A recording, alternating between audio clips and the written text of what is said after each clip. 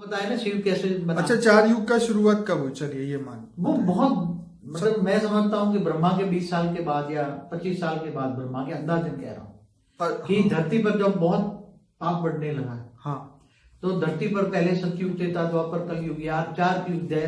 पहले सतयुग, त्रेता, द्वापर, कलयुग 4 युग होने लगा। फिर 4 युग के अंत में बहुत फिर विनाश करने लगे। ठीक है। तो चतुर्युग विनाश शुरू कर दिए। 4 युगों के बाद में विनाश करने लगे।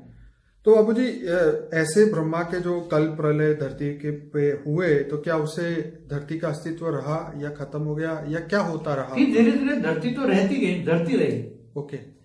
धरती तो चार युग, सतयुग, त्रेता, द्वापर, कलयुग में भी धरती रहती है। ठीक है। मनवंतर में 14 मनवंतर होता है तब भी धरती रहती है। 14 मनवंतरों में भी धरती रहती है ना। ओके। मनवंतर में मनु सृष्टि बदलती है। ओके। मनु बदलते हैं। ठीक है। मनु सृष्टि के माता पिता मनु होते हैं। ठीक है। तो मनु बदलते हैं। मनु भी ब्रह्मा का पुत्र, मानस पुत्र था। तो धरती पर आते जाते रहते हैं ना, सब ऊपर से आते जाते रहते हैं ना। मनुष्य भी पुरुषार्थ करता है, दूसरे लोग में जाने लगा। फिर पुरुषार्थ करे तो उसको ज्ञान हुआ, तो ऊपर के लोगों में जाने लगा, वैकुंठ तक जाने लगा। तो ये सब ब्रह्मांड बनता गया। तो बाबूजी, ये शास्त्र जो लिखे गए आपके हिसाब से कब लिखे गए? शास्त्र तो अभी 5000 साल तक स्थूल कागज में लिखे गए वैसे। ठीक है। ये विष्णु के अवतार जो मानते हैं ना, जी, व्यास मुनि ने लिखे। ठीक है। मगर इससे पहले कंठस्थ होते थे, आत्मा में मेमोरी पावर था, तो ऋषि मुनि समझाते थे। तो ब्रह्मा का जब 10 साल निकला या 15 साल जो आप बता रहे हैं, जब पृथ्वी बनी, तो उस समय से पहले ही शास्त्र बने होंगे या उसके बाद में? शास्त्र माना जो हिस्ट्री है, सारी हिस्ट्री की कहानी, ब्रह्मा का 50 साल की हिस्ट्री की कहानी, तो वो ऊपर के लोक में रहने वालों को तो पता है ना। हाँ। ये ब्रह्मांड कैसे बना, कब बना, क्यों बना, और फिर धरती पर परिवर्तन कैसा है, पूरे ब्रह्मांड में परिवर्तन कैसा है, ऊपर के लोकों में परिवर्तन कैसा है, तो नीचे के लोकों में। बाबूजी, आत्मा में जब रिकॉर्डिंग ऑलरेडी पढ़ाई होता है, तो ये मनुष्य बनने के बाद मेमोरी क्यों खत्म हो जाती है? क्यों ये सब कुछ भूल जाता है, जीरो बन जाता है? देखो, आत्मा पर कवच लग जाते हैं। आत्मा पर सबसे ऊपर परम आकाश काल लेवल लगा, फिर परम वायु, परम अग्नि, फिर उसके ऊपर स्थूल आकाश, स्थूल वायु, स्थूल अग्नि के अंदर पड़ बन गए ना आत्मा पर। तो हर मनुष्य के ऊपर ये पड़ है। हाँ, तो हर मनुष्य पे कई लेयर, अलग अलग कैटेगरी की अलग अलग आत्मा है ना। आज तो धरती पर तो दूसरे यूनिवर्स गैलेक्सी से आए हुए मनुष्य है ना, तो उसकी कैटेगरी तो हाई है। बेहद की भी आत्मा है, तो बेहद की आत्मा तो हाई क्वालिटी, बेहद की कला के परम प्रकाश से बनी हुई आत्मा है। परम प्रकाश की आत्माओं की क्वालिटी भी अलग अलग है ना। कई आत्माएं तो केवल आकाश तत्वों से बनी है। ठीक है। केवल आकाश तत्वों से, तो उसमें कोई नहीं है, वो तो मायावी होता है। तो ये शास्त्रों में जो लिखा गया पहले। बाबूजी, हम आत्मा के अस्तित्व के बारे में, ये कैटेगरी के बारे में जरूर से एक वीडियो बनाएंगे, बहुत बढ़िया बनेगा। पर अब यहाँ पे बात हो रही थी कि जो 4 युग बीते, जैसे बताया कि कलयुग जो है 43,20,20,000 ईयर का है, उससे डबल त्रेता, फिर द्वापर और उससे आगे सतयुग। तो ऐसे कितने चक्र घूमे इस पृथ्वी पे, और अभी ये कौन सा चक्र? गिना सकते हो कि ये धरती पर समझो कि ये 4 चक्र शुरू हुए ब्रह्मा के 20 साल के बाद शुरू हुए। तो 30 साल तो चले ना ब्रह्मा के 30 साल। 100%। तो 30 साल, ब्रह्मा का 30 साल कितना होता है? 31 खरब साल का एक ब्रह्मा का साल होता है। ठीक है। तो 30 साल गिनो तो कितने? 930 खरब साल हुए। कितने? 930 ट्रिलियन ईयर। हाँ, तो 930 खरब साल में कितने 4 युग घूमे होंगे? जी। अब आपकी बात जो है, अब मेरे दिमाग में सब सही फिट बैठ रही है कि भाई इतने कितने, मतलब जैसे आप वो बोल रहे इतने चतुर्युग बीत गए, 28 बार ये युगांतर घूम गए, ये युग घूम गए। तो अब ये बात एकदम सही तरीके से समझ में आ रही है कि कितने ही युग इस धरती पे बीतते रहे और मनुष्य जो है इसी युगों के अंदर फंसा हुआ रह गया, और अभी तक जो है उसका वो बिलीफ सिस्टम नहीं जागा कि इस बात को, सत्य को अंदर गले में उतरे, उसके अंदर उतरे कि ये सब सच्चाई है। ये जो साइंस बता रही है शायद वो अपनी कल्पना बता रही होगी, लेकिन आपने जो दिव्य दृष्टि से ये बात बताई, ये 100% बात सच है। और अब धीरे धीरे, क्योंकि आपके हर वीडियो में, जैसे फॉर द बिगिनर्स के वीडियो जो है 15 वीडियो, उसमें आपने काफी का क्या प्रभाव रहा और कितने युग बीत गए, और अभी भी क्या ये कलयुग खत्म हो जाएगा, फिर धरती पे अगर ये आत्माएं नहीं सुधरी तो क्या वापिस पृथ्वी खत्म हो जाएगी? क्योंकि अब तो परमाणु बॉम्ब जैसी चीजें बन गई है। तो हमें ये जानना चाहता हूं, क्या पृथ्वी का 100% विनाश हो जाएगा या वो परिवर्तन हो जाएगी? देखो, पहले ब्रह्मांड में क्या होता था मैं बताऊं। विनाश, पहले ब्रह्मांड क्या होता था? ब्रह्मा के जब पहले 4 युग होने पर अर्ध प्रलय होता है धरती पर। ठीक है। फिर पूरी धरती पर प्रलय हो जाता था, जिसको मनवंतर कहते हैं। ठीक है। फिर कल प्रलय होता था। ठीक है। 14 मनवंतर पर एक कल प्रलय होता था। ठीक है। ब्रह्मा का एक दिन कहते हैं। तो भूलोक, भूलोक, स्वर्गलोक, देवता भी खत्म हो जाते थे। ओके। देवता को भी आयु ब्रह्मा का एक दिन होती थी, खत्म हो जाता। इसके बाद में जब ब्रह्मांड की आयु, शिव में पावर खत्म हो जाता था। इस ब्रह्मांड का मालिक शिव निराकार पावर खत्म हो, अल्टीमेट तो ब्रह्मांड की पावर उसमें से ही लॉस होती है ना जी। कोई भी रचयिता जब रचना रचता है तो रचना में पावर तो अल्टीमेट मालिक से जाती है ना जी। तो शिव निराकार में पावर जब डाउन हो गई, ब्रह्मा का 100 साल हुआ, तब शिव निराकार अब वो महाकल्प प्रलय करेंगे। क्या करेंगे? महाकल्प प्रलय। महाकल्प, पहले कल्प प्रलय हुआ ब्रह्मा के एक दिन में, तो महाकल्प प्रलय में ना शिव सूर्य में प्रवेश कर जाते हैं और काल अग्नि पैदा कर देते हैं। ठीक है। और काल अग्नि पैदा करके पूरे ब्रह्मांड को, जिसको आज कहते हैं ना ब्लैक होल कहते हैं, वो ब्लैक होल बन गया। क्या बन गया? सूर्य क्या बन गया? सूर्य ब्लैक होल, सूर्य ब्लैक होल बन गया।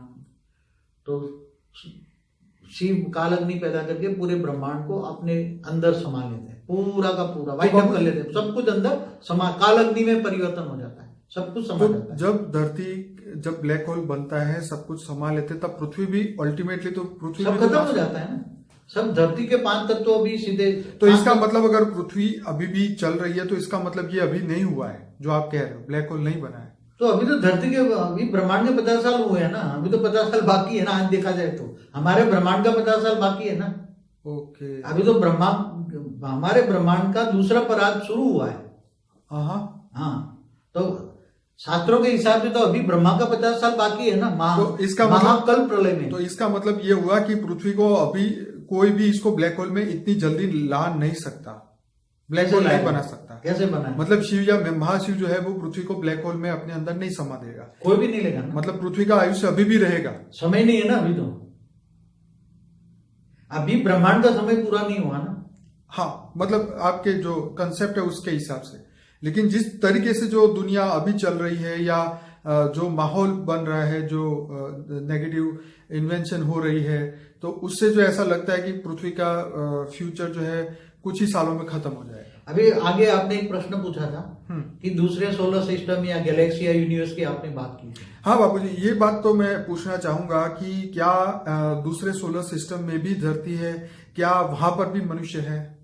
देखो, एक सोलर सिस्टम बना, एक प्रकाश वर्ष की धरती बना, एक ब्रह्मांड।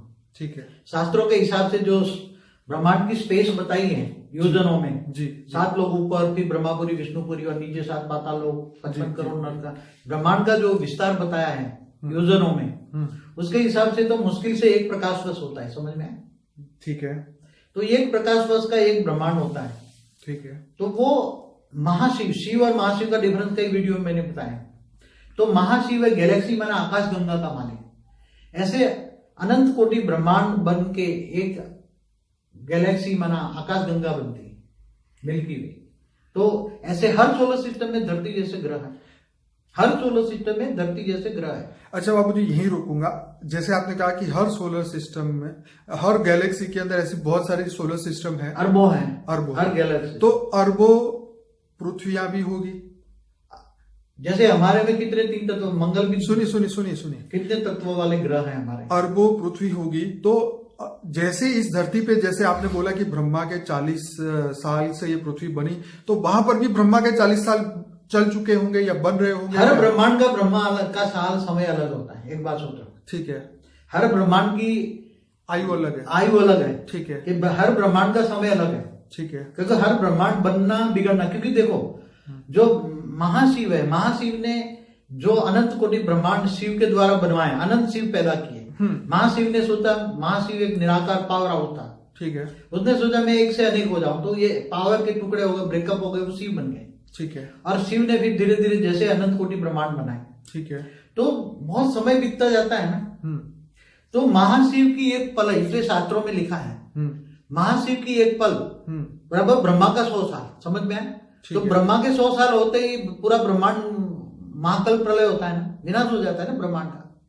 सर्जन विसर्जन होता रहता है ना ब्रह्मांड का भी। इसलिए शास्त्रों में लिखा है कि प्रतिपल अनंत अनंत ब्रह्मांड बनते हैं, बिगड़ते। क्या लिखा है शास्त्रों में? लिखा है। सच बात है, आपने कई बार ये बात बोली है अपने हर वीडियो में, कई वीडियो में मैंने इसको रिकॉर्ड किया है। पर बाबूजी यहाँ मगर गैलेक्सी में जितने भी ब्रह्मांड हैं तो है। महाशिव जहाँ रहता है, महाशिव हमारी गैलेक्सी के सेंटर पॉइंट में जो व्हाइट लाइट दिखती है ना, वहां महाशिव और महाशक्ति रहते हैं। वो परम धाम है, मतलब वो महापरम धाम है, महाब्रह्मांड है। क्या है महाब्रह्मांड? गैलेक्सी माना महाब्रह्मांड। ठीक है। हमारा जो गैलेक्सी है 1 लाख प्रकाश वर्ष की है, उसमें अरबों सोलर सिस्टम माना अरबों ब्रह्मांड है, अरबों शिव है, अरबों ब्रह्मा है, अरबों विष्णु है, अरबों शंकर है, शास्त्रों में लिखा है ना। ये बात सच है बाबूजी। जब मेरा खुद का एक वीडियो मैंने शूट किया था, तब मैंने एक स्टोरी बताई थी, जब द्वारका के अंदर भगवान कृष्ण ने बहुत सारे ब्रह्माओं को, हमारे ब्रह्मांड के ब्रह्मा का अहंकार तोड़ने के लिए दूसरे ब्रह्माओं को आह्वान किया। तो किसी के 4 मुंह थे, किसी के 5, किसी के 10, 20, 100, 50 हजार, लाख, 2 लाख और अनगिनत मुंह थे। तो किसी ने पूछा कि भाई इनके, मतलब हमारे ब्रह्मा ने पूछा कि इनके इतने ज्यादा फेस क्यों है, तुम्हारे क्यों कम है, या मेरे क्यों कम है, उनके इतने ज्यादा कैसे? तो उन्होंने बोला कि इनका जो ब्रह्मांड है, जैसे तुम्हारा है वो 3 प्रकाश वर्ष का है, उनका 5 प्रकाश वर्ष का, किसी का 10 का है। तो जितने ज्यादा बड़ा था उतना ज्यादा उनका फेस था, ब्रह्मा जी के इतने ज्यादा फेस थे। तो ये तो एक स्टोरी मैंने कही थी, पर आप बताइए इसके ऊपर और बताइए। देखो, ब्रह्मांड के जो हमारा जो ब्रह्मा है, इनके 3 मुख दिखाते हैं, 5 मुख भी दिखाते हैं। ठीक है। अभी एक सिर काट डाला किसी ने वो। तो जितने समझो कि एक ब्रह्मा है, तो एक ब्रह्मांड का 100 ब्रह्मांड का मालिक है ब्रह्मा। ठीक है। तो इसके 100 सिर दिखाएंगे, सिंबॉलिक बात है, दिखाने 100 सिर। 50 ब्रह्मांड का मालिक है तो 50 सिर है ब्रह्मा के। ठीक है। 10 है तो 10 है, 1000 है तो 1000 है। ठीक है। तो ऐसे हमारे कई सोलर सिस्टम माना ब्रह्मांड का एक ब्रह्मा कई मालिक होता है। तो ऐसी तरह बहुत गुह्य बातें आती। పరం శాంతి. బాపూజీ ఈ బ్రహ్మాండంలో భూమి ఎప్పుడు తయారైంది అనేటువంటి వీడియో క్లిప్పింగ్ మీరు 2 భాగాలు ఇప్పటి వరకు విన్నారు. ఇది 3వ పార్ట్. విష్ణువు యొక్క విష్ణుపురి, శివపురి, దానిలో ఉన్న పరమతత్వాలు గురించి ఇంత క్రితం వీడియోలో చెప్పారు. శివుడికి మరి ఆయన యొక్క శివపురిలో ఉంటాడు. శివుడు ఎలా తయారయ్యాడు, నిరాకార బిందువుని జ్ఞాపం చేస్తే పవర్ వస్తుంది అని ఇంతవరకు విన్నారు. నెక్స్ట్ కంటిన్యూషన్ అనంతభాయ్ బాపూజీని అడుగుతూ ఉన్నారు. అయితే బాపూజీ, ఈ 4 యుగాలు అనేది ఈ భూమి మీద ఎప్పటి నుండి ప్రారంభమైనవి, దీని గురించి కొంచెం వివరించండి అని అంటూ ఉన్నారు. దానికి బాపూజీ చెప్తూ ఉన్నారు, బ్రహ్మకు 20 సంవత్సరాల తరువాత లేక 25 సంవత్సరాల తరువాత బ్రహ్మ ఈ విధంగా ఈ భూమి మీద పాపము పెరిగిపోతూ ఉంది. భూమి ఫస్ట్ అంతా కూడా భూమిపైన సత్య, త్రేత, ద్వాపర, కలియుగాలు, ఇలా 4 యుగాలుగా ఫస్ట్ తయారైనవి. 4 యుగాలలో కూడా అంతిమంలో వినాశనం అనేది చేయాల్సి వస్తుంది. చతుర్యుగాల వినాశనం ప్రారంభం చేయటం, 4 యుగాల తర్వాత వినాశనం సమాప్తం చేయటము, అంటే యుగాలు సమాప్తం చేసి మరలా సత్య, త్రేత, ద్వాపర, కలియుగాల్ని సృష్టించటం, తయారు చేయటం అనేది జరిగింది అంటున్నారు. దీనికి అనంతభాయ్ అడుగుతున్నారు, బాపూజీ ఏ విధంగా బ్రహ్మ కల్ప ప్రళయం ఈ భూమి మీద చేస్తాను అంటారు, దీనితోటే భూమి యొక్క అస్తిత్వం అనేది ఉంటుందా, ఖతమైపోతుందా, ఎలా ఉంటుందప్పుడు ఆ సమయంలో అని అడుగుతూ ఉన్నారు. బాపూజీ దానికి చెప్తూ ఉన్నారు, నెమ్మదిగా ఏదైతే భూమి ఉన్నదో 4 యుగాలు భూమి మీద అయిపోయిన తర్వాత ఇలాగా 1000 చతుర్యుగాలు అయిపోయిన తర్వాత ఒక మన్వంతరం అనేది పూర్తవుతుంది. ఈ మన్వంతరంలో కూడా 14 మన్వంతరాలు పూర్తయితే ఈ భూమి కూడా అప్పుడు కూడా ఉంటుంది. 14 మన్వంతరాలు పూర్తయితే బ్రహ్మకు ఒక రోజు. మనువు సృష్టి మారుతుంది. మన్వంతరం మారటంతో మనువు మారిపోతాడు, మనసు సృష్టి మారిపోతుంది. మరి మానవులందరికీ మాతాపితలు మనువు సతురూప అని అంటారు. మరి ఈ బ్రహ్మకు ఒక రోజు పూర్తి కాగానే 14 మన్వంతరాలు పూర్తి కాగానే మనువు సృష్టి పూర్తవుతే మాతాపితలు మనువు సతురూప కూడా మారిపోతారు. ఇంకొక మనువు వస్తాడు. మనువు కూడా బ్రహ్మ యొక్క మానస పుత్రుడు. ఈ భూమి మీదకి అప్పుడు వస్తూ ఉంటారు. మరలా భూమి మీద మనుషుల యొక్క సృష్టి అనేది తయారవుతుంది. భూమి పైన వీళ్ళందరూ కూడా వస్తూ వెళ్తూ ఉంటూ ఉంటారు. ఇలాగా పురుషార్థం చేస్తూ ఉన్నప్పుడు ఏదైతే సృష్టి తయారైందో మళ్ళా సత్యత్రేత ద్వాపర కలియుగాలుగా ఉంటూ ఉంటుంది. మానవులు పురుషార్థం చేస్తూ ఉంటారు వేరే లోకంలోకి వెళ్ళుటకు, రెండో లోకం మూడో లోకంలోకి వెళ్ళిపోతూ ఉంటారు. ఇవి వారు చేసేటువంటి సాధన అనుసారంగానే జరుగుతుంది. దీనికోసం వాళ్ళకి జ్ఞానం కావాలి. పై లోకానికి వెళ్ళాలి, వైకుంఠం వరకు వెళ్ళాలి అంటే ఈ యొక్క బ్రహ్మాండం ఎలా తయారైంది, ఏ విధంగా తయారైంది అనేటువంటి జ్ఞానం వారికి తెలియాలి. వెళ్ళటానికి పురుషార్థము సాధన కూడా కావాలి అంటున్నారు బాపూజీ. అనంతభాయ్ అడుగుతూ ఉన్నారు, బాపూజీ శాస్త్రాల్లో అయితే రాశారు ఈ యొక్క లెక్కతోటి అని, అసలు ఎప్పుడు రాయబడ్డాయి ఇవన్నీ అని. దీనికి బాపూజీ అంటున్నారు, శాస్త్రాలు ఇప్పటికి నేటికి 5000 సంవత్సరాల పూర్వం స్థూలమైన కాగితాలతో రాశారు. విష్ణువు అవతారం ఏదైతే ఒప్పుకుంటారో ఆయన్ని విష్ణు యొక్క అవతారంగా వ్యాసముని ఈ యొక్క శాస్త్రాలన్నీ రాశారు. అప్పుడు కంఠస్థం ఉండేది. ఆయన చెప్తుంటే గంటంతోటి గణేశుడు రాశాడు అని. ఆత్మ లోపల ఆనాడు మెమరీ పవర్ ఉంటుంది. వారికి పూర్తిగా ఈ వేద శాస్త్రాలన్నీ మెమరీలో ఉన్నాయి. ఋషులు మునులు మానవులకి ప్రజలకి అర్థం చేయిస్తూ ఉండేవాళ్ళు. అనంతభాయ్ అడుగుతున్నారు, బాపూజీ మరి బ్రహ్మకు 10 సంవత్సరాలు అయిపోయిన తర్వాత 15 సంవత్సరాలు అయిపోయిన తర్వాత అని అన్నారు కదా, ఎప్పుడైతే పృథ్వీ తయారైందో ఆ సమయం నుండి మరి దానికంటే ముందే శాస్త్రాలు తయారైనయా తర్వాత తయారైనయా అని అడుగుతూ ఉన్నారు. దానికి బాపూజీ అంటున్నారు, శాస్త్రాలు అంటే హిస్టరీ జాగ్రఫీ, హిస్టరీ అంటే చరిత్ర. మరి బ్రహ్మకు 50 సంవత్సరాల యొక్క చరిత్ర కహానీ ఉంది కదా. పై లోకాల్లో ఉండేటువంటి ఆత్మలందరికీ కూడా తెలుసు ఈ బ్రహ్మాండం ఎప్పుడు తయారైంది, ఎలా తయారైంది, ఏ విధంగా తయారైంది అని. భూమి పైన పరివర్తన ఎలా అవుతుంది అని, పూర్తి బ్రహ్మాండం పరివర్తన ఎలా అవుతుంది అని, మరి పై లోకాల్లో కూడా పరివర్తన ఎలా అవుతుంది అని వాళ్ళందరికీ తెలుసు అంటున్నారు. అనంతభాయ్ మరలా అడుగుతున్నారు, బాపూజీ ఆత్మ లోపల ఎప్పటి నుండి ఈ రికార్డింగ్ అనేది ఉంది, ఆల్రెడీ ఉన్నదా, తర్వాత లేక మానవులు వాళ్ళు చేసేటువంటి కర్మ అనుసారంగా మెమరీ అనేది తయారైందా, మరి ప్రళయ కాలంలో ఆ మెమరీ అంతా కూడా ఖతమైపోతుందా, ఇవన్నీ కూడా మర్చిపోవటం అనేది జరుగుతుందా అంటున్నారు అనంతభాయ్. దీనికి మరి బాపూజీ చెప్తూ ఉన్నారు, ఆత్మ పైన కవచము అనేది ఉంటుంది.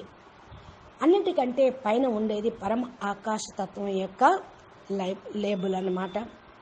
పరమ వాయువు తర్వాత పరమ అగ్ని, ఇలాగా దానిపైన స్థూలమైనటువంటి ఆకాశము, స్థూలమైన వాయువు, స్థూలమైన అగ్ని అనేది ఉంటుంది.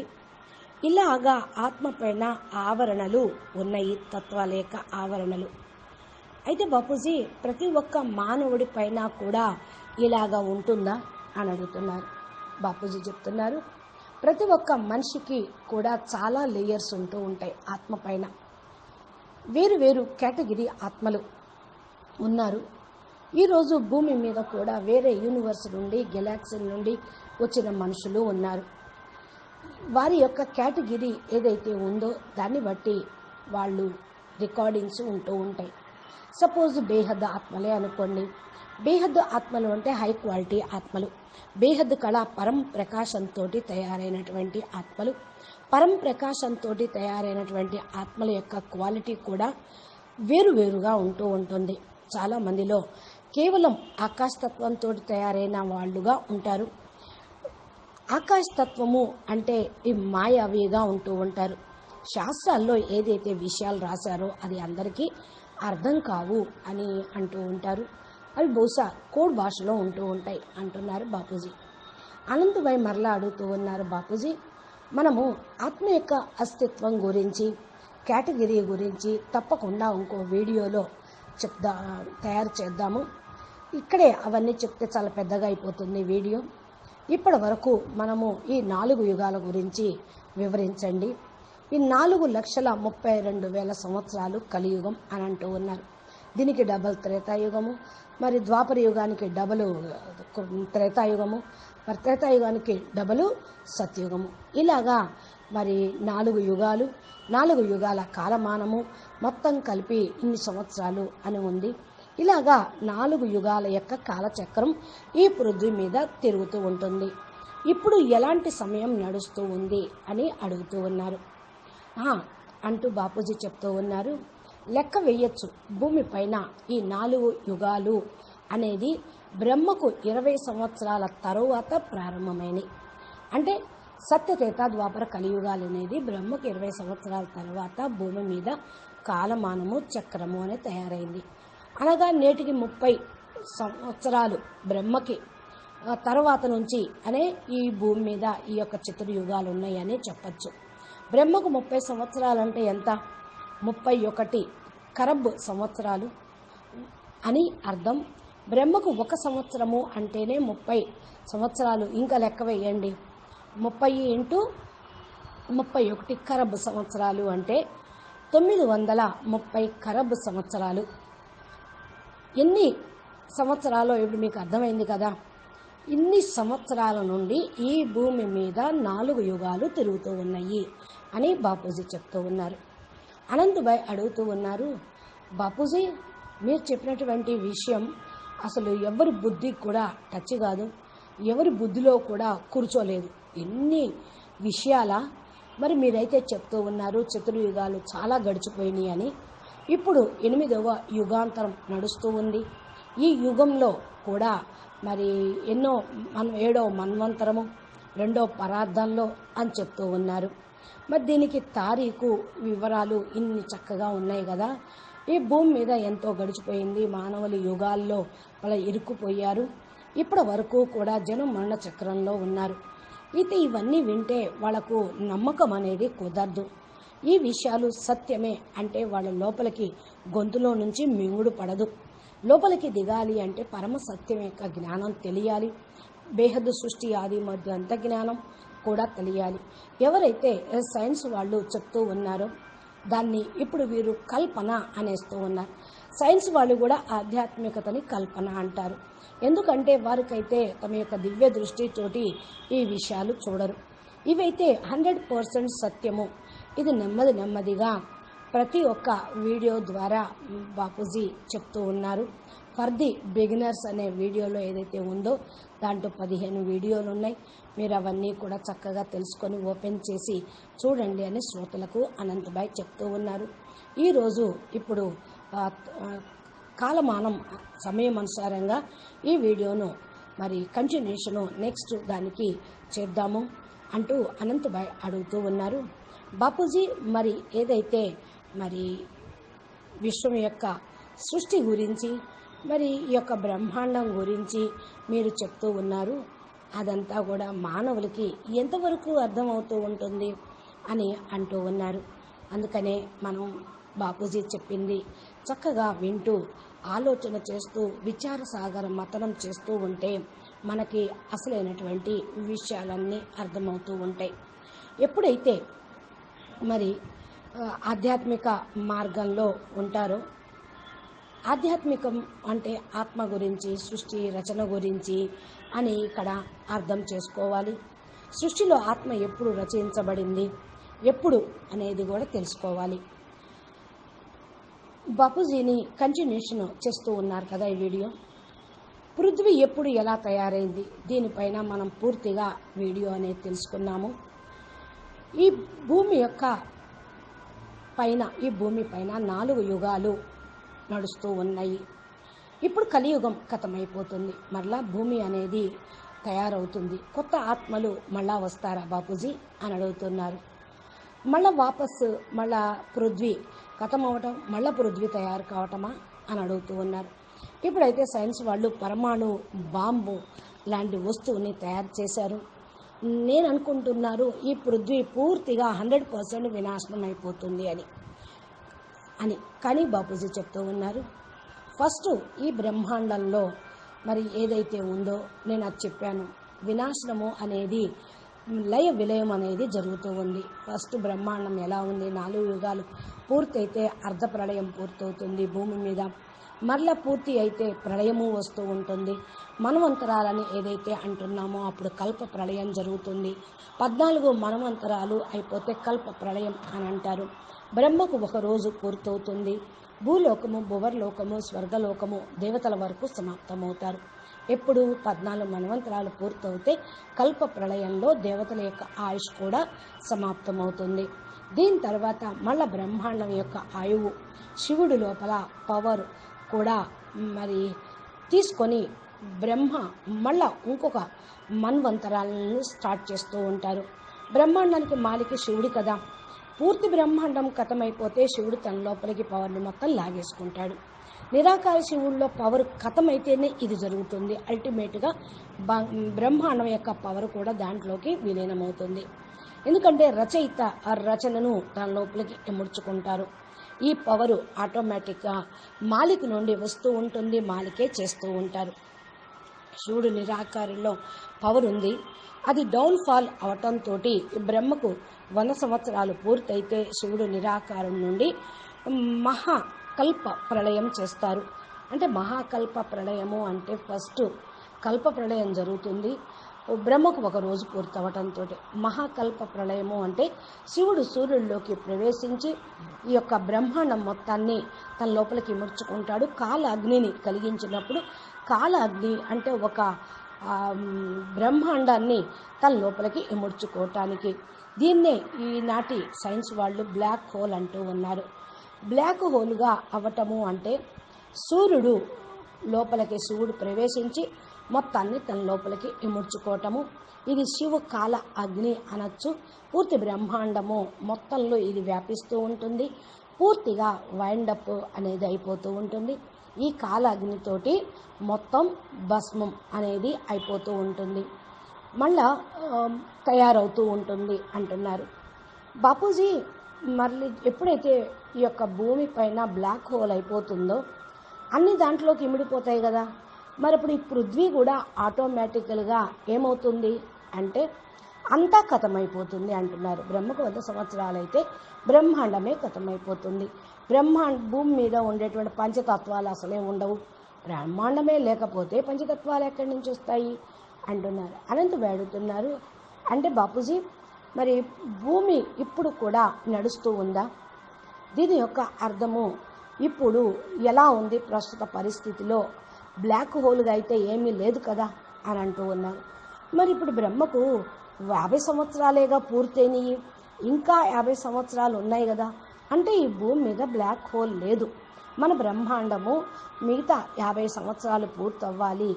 అప్పుడు రెండో పరార్థం కూడా పూర్తయిపోతేనే శాస్త్రాల లెక్క ప్రకారం అప్పుడు మహాకల్ప ప్రళయం అనేది జరుగుతూ ఉంటుంది. ఇప్పుడు రెండవ పరార్థంలో ఫస్ట్ రోజు 7వ మన్వంతరము 28వ చతుర్యుగం అన్నాం కదా. ఇప్పుడు బ్లాక్ హోల్ లేదు అంటున్నారు బాపూజీ. మరలా అనంతబాయ్ అడుగుతూ ఉన్నారు, మరి దీని యొక్క అర్థం ఏంటి అంటే భూమి అనేది బ్లాక్ హోల్గా అవ్వటం అంత తొందరగా కాదనమాట.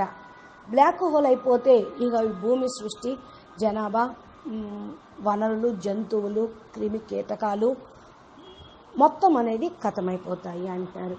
బాపూజీ అంటున్నారు, మళ్ళా ఎలా తయారు చేస్తారు మొత్తం కథమైపోతే అంటే శివుడు లేక మహాశివుడు ఎవరైతే ఉన్నారో పృథ్వీని బ్లాక్ హోల్లోకి తన లోపలికి ఇముడ్చుకోరనమాట. ఈ భూమిని స్థూల ప్రపంచాన్ని ఉంచుతారు. లయ విలయము, ప్రళయము అనేది జరుగుతూ ఉంటుంది అంటున్నారు. బాపూజీ అంటున్నారు, ఎవరు బాధ్యత అనేది తీసుకోరు బ్లాక్ హోల్గా చేయటానికి అని. అంటే పృథ్వీ యొక్క ఆయుష్ ఇంకా ఉన్నది అనే కదా అంటున్నారు అనంతబాయ్. బాపూజీ అంటున్నారు, సమయం అయితే ఉన్నదని శాస్త్రాల్లో చెప్తున్నారు. వాస్తవంగా ఇప్పుడు పరిస్థితిని చూసి ఆల్మైటీ అథారిటీ భూమి మీదకి వచ్చారు గనక ఇక ఆయన చేతిలో బేహదు కాలమానం ఉన్నది. ఈ భూమి మీద కాలమానం మారిపోతూ ఉంది, సమయం లేదనే చెప్పాలి. బ్రహ్మాండం యొక్క సమయం పూర్తి కాకపోయినా సరే పరివర్తన చేయుటకే ఆల్మైటీ అథారిటీ పరబ్రహ్మ పరమేశ్వరుడు ఈ భూమి మీదకి రావటం జరిగింది అంటున్నారు బాపూజీ. అంటే ఇప్పుడు మీరు ఏదైతే మరి కాన్సెప్ట్ తీసుకున్నారో ఆ లెక్క ప్రకారం మీరు చెప్తున్నారా బాపూజీ అంటూ ఉన్నారు. ఏ తారీఖులో ఈ ప్రపంచం అంతా కూడా మరి సమాప్తమవుతుంది. ఇప్పుడు ఏదైతే పరిస్థితి తయారైందో అంతా నెగిటివ్ వాతావరణము, ఇన్వెన్షన్లు ఉన్నాయి. ఇలా ఉంటే పృథ్వీ యొక్క ఫ్యూచర్ ఎలా ఉంటుంది? కొన్ని సంవత్సరాల్లోనే ఖతమైపోతుంది. ఇక మనం భూమి మీద జీవించడానికి యోగ్యంగా ఉండదని సైంటిస్టులు కూడా అందుకే చెప్తూ ఉన్నారు అని అంటున్నారు. ఇప్పుడు బాపూజీ అంటూ ఉన్నారు, బాపూజీ నేను ఇంకొక ప్రశ్న మిమ్మల్ని అడుగుతూ ఉన్నాను.